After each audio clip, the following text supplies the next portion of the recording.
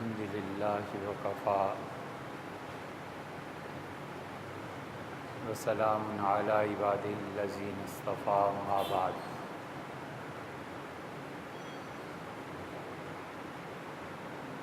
اللہ تعالیٰ نے اس کائنات میں متضاد چیزوں کو تخلیق فرمایا اور اس میں بہت گہری حکمتیں ہیں۔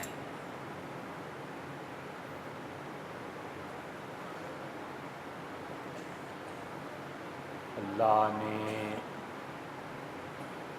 اندھیرے کو پیدا کیا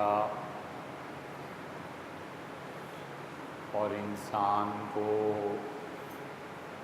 یہ عقل دی کہ وہ اندھیرے کو زائل کرنے کے لیے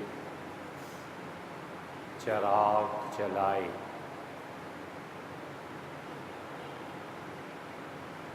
سردی کو پیدا فرمایا اور سردی سے بچاؤ کے اسباب و سامان بھی پیدا فرمائے۔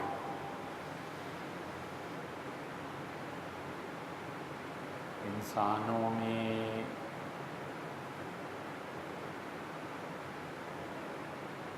آگ کا مادہ زیادہ رکھا اور حرارت اور غصے نے جنم لیا، اور اللہ ہی نے انسانوں کے لیے قوانین نازل فرمائے اور انسان کو یہ اختیار دیا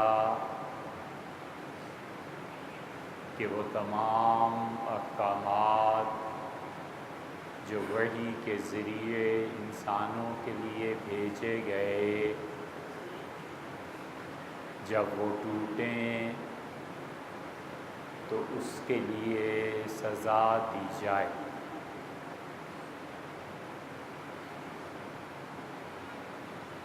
اور ان ساری کی ساری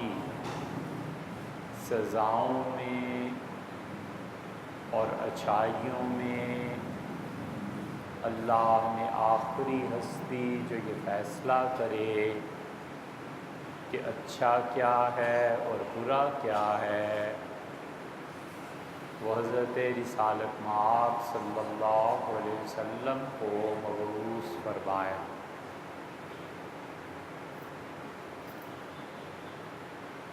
اور قطعی طور پر یہ طے کر دیا کہ اللہ کے قرب کی اور اللہ کی معرفت کی ہر راہ رسول اللہ صلی اللہ علیہ وسلم کے کوچے سے گزر کر جائے گی، اور جس شخص کا کوئی بھی عمل اس پر تصدیق رسول اللہ صلی اللہ علیہ وسلم کی سنت سے، اللہ کی کتاب سے نہیں ہے، وہ انجام کار غلط ہے۔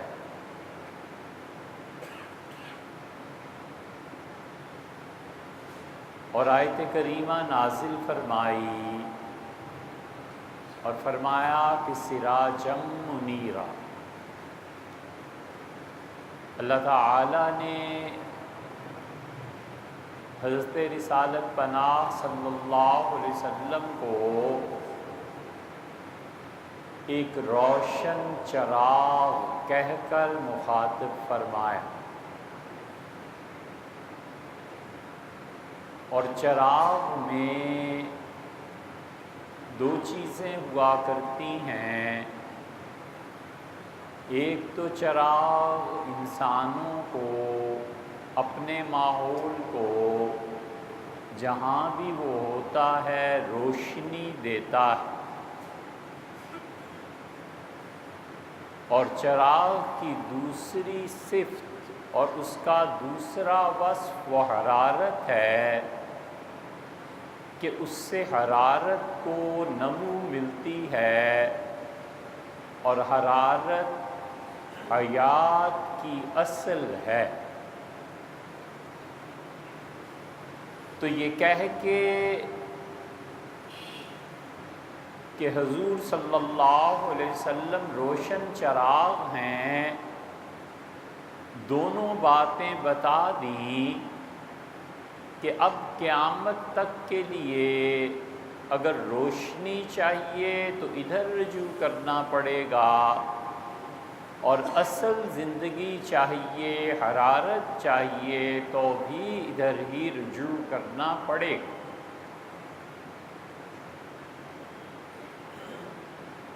چنانچہ حضرت رسالت پناہ صلی اللہ علیہ وسلم کی وجہ سے تاریکیاں دور ہوئیں۔ جو فیصلے انہوں نے فرمائے اور جو بات انہوں نے بتائی، وہ کوئی حکیم اور فلسفی اور دنیا کا کوئی چنا ہوا آدمی بھی بتا دے تو دونوں میں زمین و آسمان کا فرق ہے کہ ایک کے پیچھے خدا کی وحی اور تصدیق اللہ کی جانب سے ہے،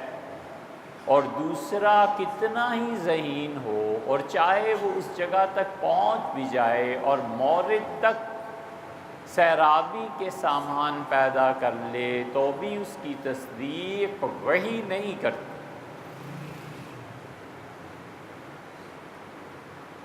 اس لیے اللہ تک پہنچنے کی جتنی راہیں ہیں، عقل ہاتھ پاؤں مارے اور فلسفہ بالآخر ان نتائج کو برآمد بھی کر لے جن نتائج کی بغیر کسی تعلیم من الناس، لوگوں سے سیکھے ہوئے کے بغیر نبی اطلاع دے تو بھی فرق قائم ہے کہ ایک جگہ خود ذاتی غور اور فکر ہے اور دوسری جگہ ملہم من اللہ ہے۔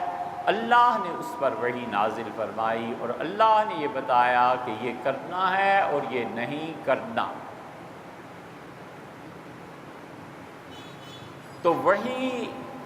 انسانوں کی رہنمائی کرتی ہے اور بیک وقت دونوں چیزیں فراہم کرتی ہے، وہ روشنی بھی دیتی ہے اور حرارت روشنی دیتی ہے، اور انسانوں کو سکھاتی ہے کہ کون سی چیز درست ہے اسے قائم رہنے دیا جائے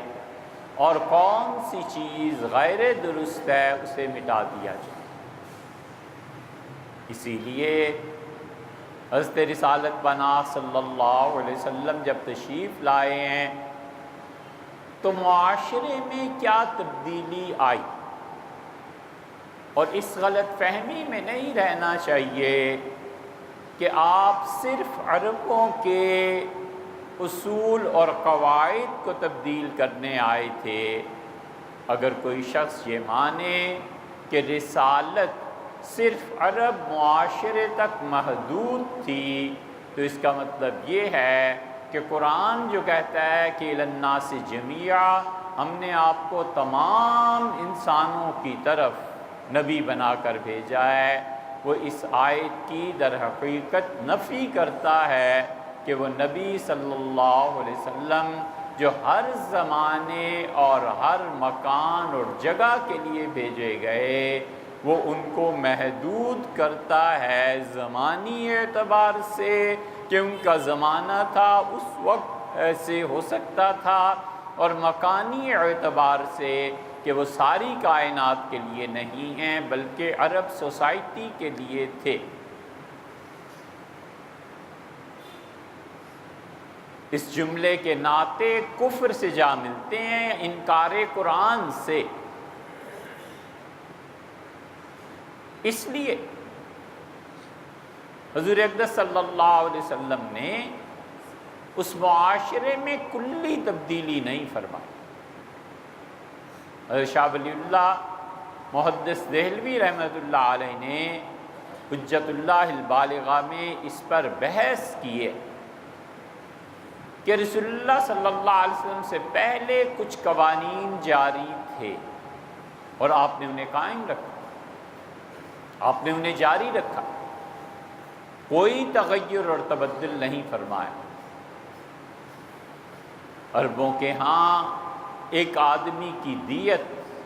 10 اونٹ تھی، اور قتل میں ایک خاندان دوسرے خاندان کو خون معاف کر دینے کی صورت میں 10 اونٹ ادا کرتا تھا۔ اور پھر ایک واقعہ پیش آیا حضرت عبد المطلب کے ساتھ، اور وہ 100 اونٹ قرار دیے گئے، اور وہ 100 اونٹ جو مقرر تھے آج تک تبدیلی نہیں ہوئی اور ہو بھی نہیں سکتی۔ یہ الگ بات ہے کہ مجتہدین اور خاص طور پہ امام ابو یوسف رحمۃ اللہ علیہ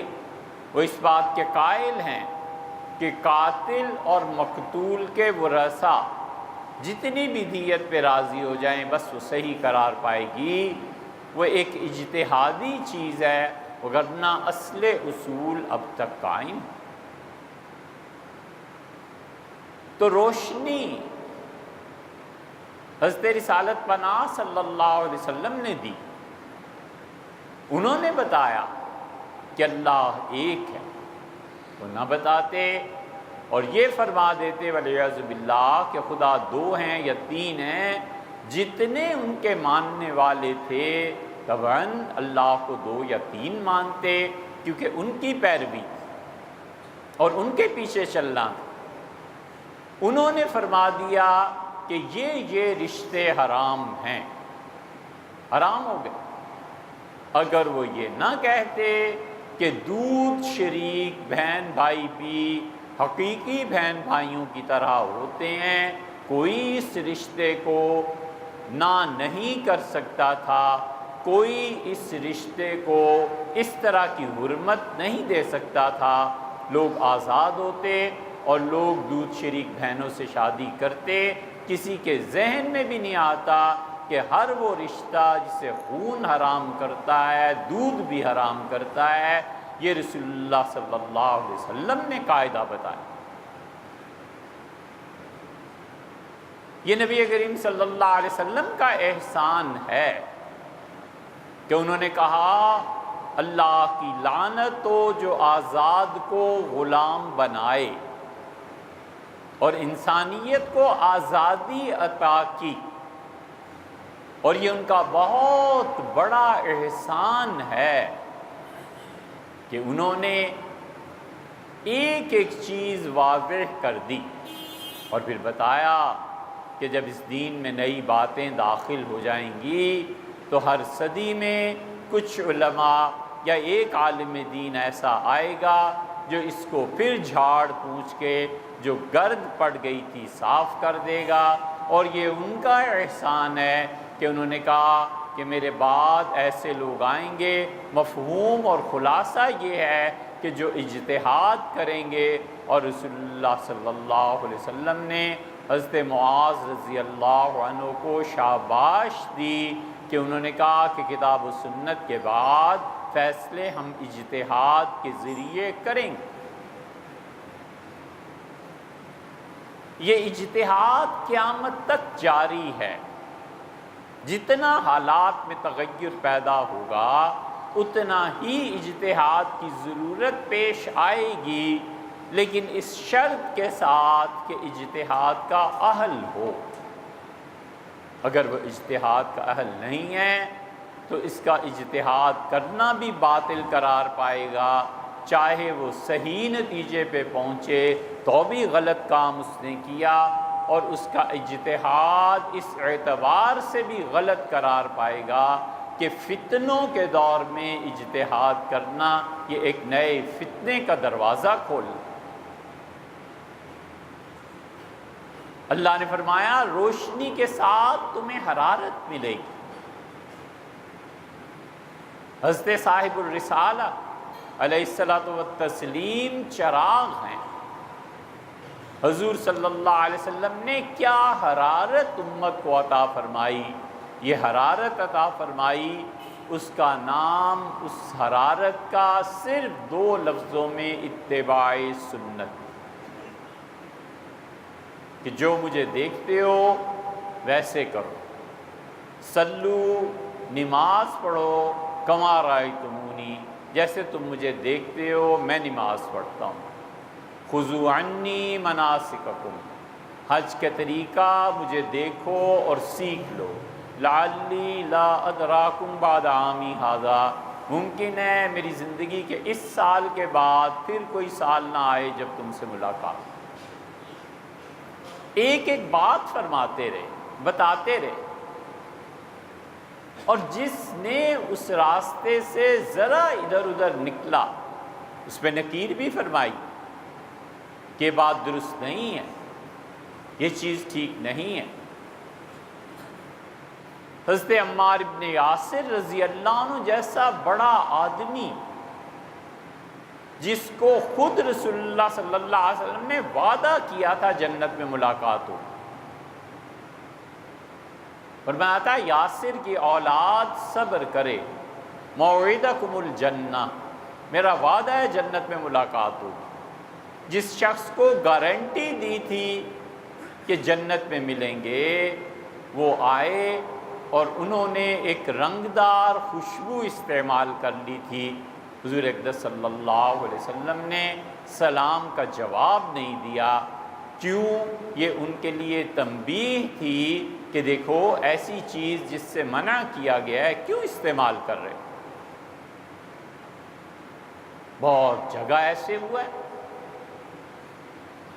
کہ اپنے اتباع کی طرف توجہ دلائی کہ دیکھو جو کچھ میں کر رہا ہوں نا،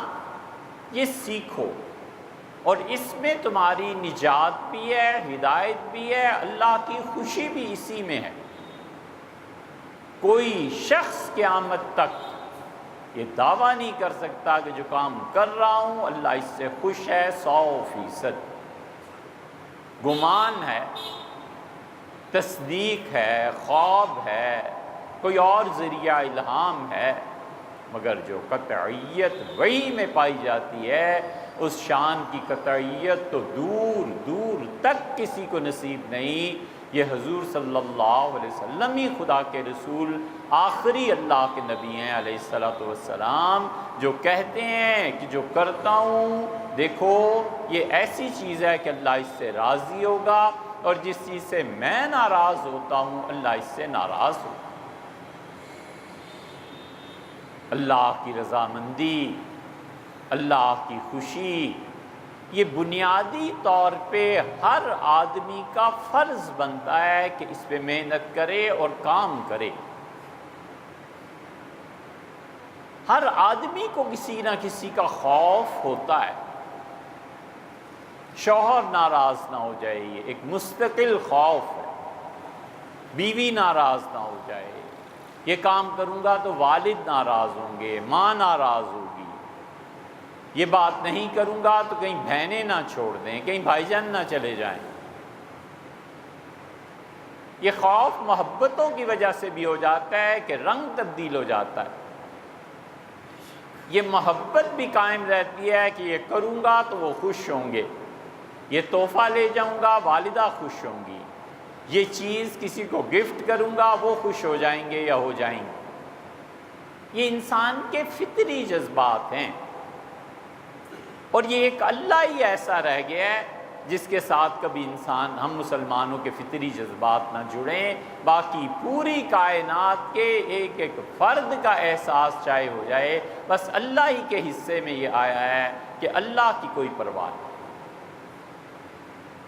قرآن کریم اس سے لوگوں کو حصہ ملا۔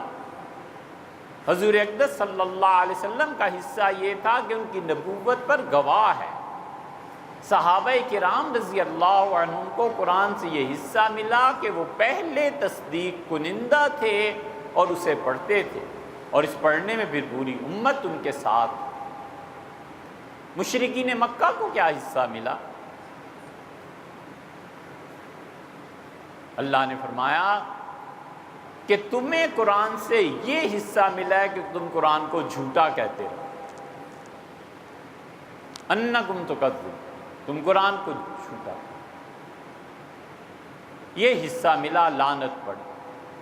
ہمیں کیا حصہ ملا اللہ کی جانب؟ سب کی خوشی اور ناراضگی کا احساس، خاندان اور ہر جگہ ایک اللہ ہی رہ گیا ہے۔ کبھی یہ احساس ہوا ہے کہ میں یہ کام کروں گا تو اللہ ناراض ہو؟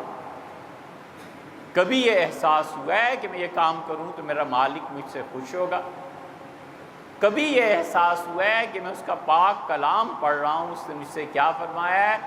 اور اس سے آنکھیں تر ہو گئی ہوں کہ بارگاہ اتنی بڑی، اور رب العالمین مجھ جیسے نالائق اور گناہگار سے کہہ رہا ہے کہ الا یعلم من خلق، بھلا اسی کو خبر نہ ہوگی جس نے تمہیں پیدا کیا؟ کبھی محبت کا جذبہ ابھرا ہے کہ دن رات کوئی ایسا سجدہ کر لیا ہو کہ کہہ دے دل کہ جس طرح سارا جسم تیرے سامنے ہے، روح بھی تیرے سامنے ہے، تو ہی مالک ہے، تجھی سے محبت ہے اور تیری ہی فرما برداری کروں گا اور تو ہی چاہیے۔ یہ سارے جذبات غیر کے ساتھ منسلک ہیں، اور یہ غلطی کوئی علمی غلطی نہیں ہے جس پہ بحث ہو، علمی اور اجتہادی نہیں ہے جس پہ دلائل قائم کیے جائیں، یہ فطری غلطی ہے، اور جو آدمی فطرت پہ غلط کام کرتا ہے اس کے سارے نتائج اسے بھگتنے پڑتے ہیں۔ فطری غلطی کیا ہوتی ہے؟ پاؤں سے کھانے لگے، یہ فطری غلطی ہے نا۔ اللہ نے پاؤں چلنے کے دیے تھے یا کھانے کے لیے دیے تھے؟ فطری غلطی کیا ہوتی ہے؟ فطری غلطی یہ ہے کہ کوئی آدمی کانوں سے دیکھنے لگے تو اسے کوئی پوچھے کان دیکھنے کو دیے تھے کہ سننے کو دیے تھے؟ ڈاکٹر کو کہے کہ نظر کچھ نہیں آتا، ڈاکٹر صاحب کہیں گے کیا ہو گیا، کہے کان میں شدید درد ہے، تو کہے گا آنکھوں سے دیکھتے ہو کہ کانوں سے؟ سنتے آنکھوں سے؟ یہ فطری غلطی۔ اس فطرت میں غلطی یہ ڈال لی کہ محبت، خوف اور تعلق جتنا کچھ تھا اسے غیر اللہ کے حوالے کر دیا۔ انسان کی پرتیں اتاریں، عالم ہے یہ پرت اتر گئی، جاہل رہ گیا، اچھا شاعر ہے یہ پرت بھی اتار دو، اچھا چچا ہیں یہ پرت بھی اتار دو، اچھا شہر کا میئر ہے یہ پرت بھی، آخر پہ پہنچ کے انسان پہ ایک پرت رہ جاتا ہے، اور وہ تعلق ہے کہ اس کا اپنے جیسے ہم جنسوں سے تعلق ہے۔ یہ پرت تو نہیں نہ اتر سکتی، جنگل میں بھی تنہا تو نہیں پیدا ہو گیا۔ یہ آخری تعلق انسان میں تعلق کی پرت رہ جاتی ہے۔ اس تعلق کی پرت کو جو آخری رہ گئی تھی غیر فطرت میں تبدیل کیا، اور غیر فطری فعل انجام ہونے لگے، غیر فطرت میں چلا گیا، اور محبتیں اور خوف اور امید سب کی سب غیر سے لگ گئی، اور اللہ جس سے سارا کچھ جڑ جانا چاہیے تھا اور وہ نہیں رہا، اور اس کی دلیل یہ کہ اتباع سنت نہیں رہی۔ اگر اس کا خیال ہوتا کہ اللہ کی خوشی مقصود ہے، اللہ کے خوف کی وجہ سے گناہ سے بچنا مقصود ہے، میری امیدوں کا مرکز اللہ ہے، خوف کا مرکز اللہ ہے، اور اللہ ہی پہ بھروسہ کرنا ہے، تو پھر کوئی راہ ڈھونڈتا، اور جب راہ ڈھونڈتا تو حضور صلی اللہ علیہ وسلم کے علاوہ کوئی راہ نہ ملتی۔ اس لیے اچھی سے اچھی تقریر کرا لو، پگڑیاں بندھوا لو، داڑھیاں رکھوا لو، ٹخنوں سے اوپر کے پاجامے انہیں پہنا لو، یہ سب چیزیں انسانوں کو دھوکہ دے سکتی ہیں، اللہ کو نہیں۔ اللہ انسانوں کی نیتوں اور باطن کو دیکھتا ہے، اور وہ ایمان کی مہر ان پگڑیوں اور پاجاموں پہ ثبت نہیں کرے گا، وہ ایمان کی مہر لگائے گا کہ تمہارے دل کا تعلق مجھ سے اور عمل کا تعلق رسول اللہ صلی اللہ علیہ وسلم سے کتنا تھا۔ اللہ خیر سے ہر آدمی غور کرے کہ میں کس غیر فطری غلطی میں مبتلا ہو گیا ہوں، اور میں نے اتباع سنت کو چھوڑ دیا ہے، اللہ کو کیا جواب دینا، اللہ تعالیٰ کو کیا کہنا؟ حضور اقدس صلی اللہ علیہ وسلم کی سنت کا اتباع چھوڑ دینا سنگین غلطی ہے، اس کا احساس کرنا چاہیے۔